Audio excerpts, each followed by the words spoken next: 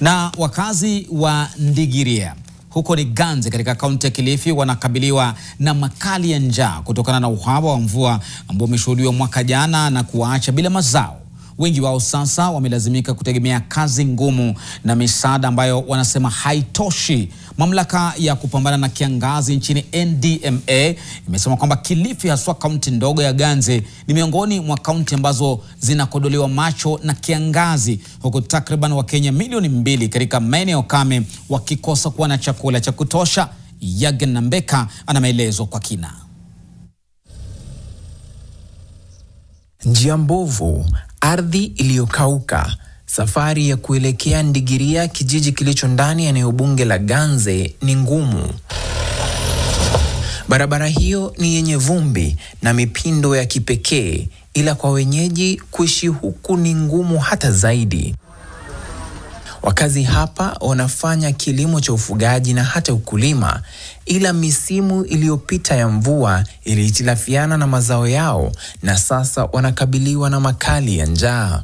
Njaa na ile chakula inakuja kwa mvua, lakini mvua ukiwacha sasa utapata. Kwa hivyo hapa iko njaa na watoto kulia na njaa. Sima yangu kula ya tabu. Kipata leo, kesho sipati. Nisinde fike mhondo pate sima. Hata hivi wala nikibaruani takarime pate chakula. Nikikosa lala. Mkewe Roja Bidama anaeleza kuwa yeye hulazimika kuamka mapema akatafute makonge msituni ili ayalete nyumbani na kuiuza ili alishe familia. Licha ya hayo, hili hutegemea kumpata mnunuzi. Tunatembelea familia nyingine kilomita chache. Familia hii tayari ishaanza shughuli za upanzi. Hii ni licha ya mvua isiyo ya kutegemewa. Msimu wa upanzi ukianza aswa katika eneo la Ndigiria, kaunti ya Kilifi, wakulima wana matumaini ya kwamba angalau mwaka huu mambo yatakuwa tofauti. Shida na njaa, chakula hakuna, tunalima na haupati kitu. Kula kwa kwetu ni uende chakani ukateme makaa. Anaeleza kuwa ana imani ya kupata mazao bora kuliko mwaka uliopita. Naibu wa chifu wa Ndigiria, Bwana James Randu Kalume, anaeleza kuwa hali katika eneo hilo ni ya kutamausha, wakazi wakilazimishwa kutafuta kazi ngumu ili kununua chakula. Japo kuna njaa, lakini hata hivyo kama serikali tunajaribu kuhakikisha kwamba wananchi hawaumii njaa. Nikisema hivyo ni kwamba county government pamoja na national government wako katika harakati ya kuleta chakula. Serikali inatambua hali hiyo.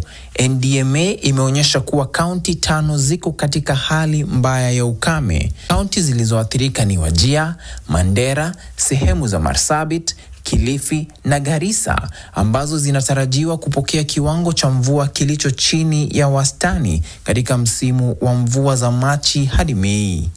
Afisa mkuu mtendaji wa NDMA, Hared Adan, anaeleza kuwa angalau Wakenya milioni 2 katika maeneo 23 kame nchini wanakabiliwa na ukosefu wa chakula cha kutosha. And as it is now, the situation is under control. Yes, there are pockets of counties in Alam, and this is like Wajir County, Mandera County, pockets within Marsabit, pocket in Kwale County, in Kilifi County, Ganze constituency, pockets within Garissa County. But we're happy to report that a few of these counties actually have received rains, and we expect to have a good recovery. Aidha, serikali inasema kuwa imeanzisha mikakati ya kutoa chakula cha msaada, kusafirisha maji ili kukabiliana na hali hiyo. Yagen Nambeka, NTV, Kilifi.